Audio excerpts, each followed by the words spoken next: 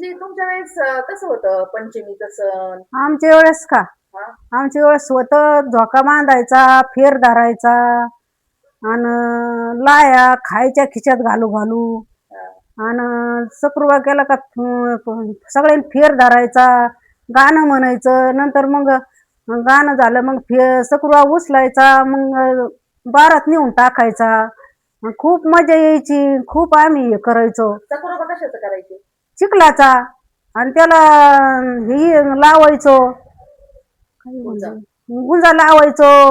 खूप फुलांनी साज घालायचा आणि चौकून हे करायचं आणि फेर धरायचा. आणि हे पण अगं करायचं. पाऊस नव्हता येत, मग आम्ही सगळ्या पुरी पुरी जमायचो 10-15 जणी. मग धुंडी करायचो, घरोघर हिंडायचो आणि पाणी टाकायचे ते लोक. प्रत्येक घरी आम्ही धुंडी करायचो आणि पाऊस यायचा. मग धोंडी म्हणजे काय? कसं करायचं? धुंडी त्याला चिखलाची धुंडी करायची, त्याला हरळ चिटकायची, एवढी एवढी वाटी घ्यायची आणि मग ती अशी फिरून खाली पालथी टाकली का उतनी आहे का सरळ आहे, मग सरळ असली तर येईन पाऊस. असं करायचं आम्ही. यायचा का मग मग पाऊस यायचा. त्याच्यानंतर मग आम्ही वाळ्याचे तांबे घ्यायचो आणि मारुतीला पाणी घालायचं, रुईचं पान चिटकायचं. पाऊस येईन का येईन म्हणलं का ते पाऊस यायचा, नाही म्हणलं का गच चिटकायचं त्याला. आणि मग पाऊस येईन म्हणलं का भडाभडच पाणी मारुतीच्या अंगावर पडायचं. म्हणजे असं पहिल्या लोकांचं. तोडून आणायचो पहिल्या लोकांचं आणि वाटायचो. वाटता वाटता हात रंगायचे आणि त्याच्यात का ते घालून घसा घसा वाटायचो आणि मी सगळेजणी लावायचो. आणि मग झोके खेळायला जायचं. मोठे मोठे झोके मोठे राहायचे. मोठे झोके राहायचे, मोठे झोके दुगी दुगी चढायचो आणि खूप मजा यायची. या सगळ्या आता आठवणीच राहिल्या आहे का नाही? हा, यंदा झोका बांधला होता का?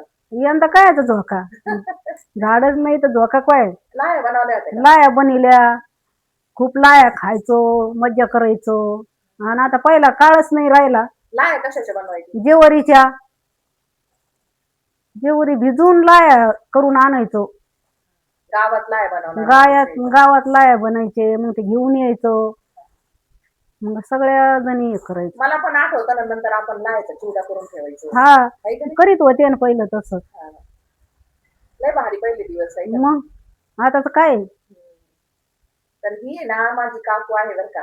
जास्त वय नाही तिचं, 60-65 वर्षाचं आहे. पण तरी तिच्या आठवणी ती सांगते, तर म्हटलं चला थोडेसे सेव्ह करून ठेवा आणि तुमच्यापर्यंत पण पाठवावं. तर अशा आठवणी आहेत. तर आता चला, आवडल्यास लाईक शेअर आणि सबस्क्राईब करायला विसरू नका. भेटूया पुन्हा.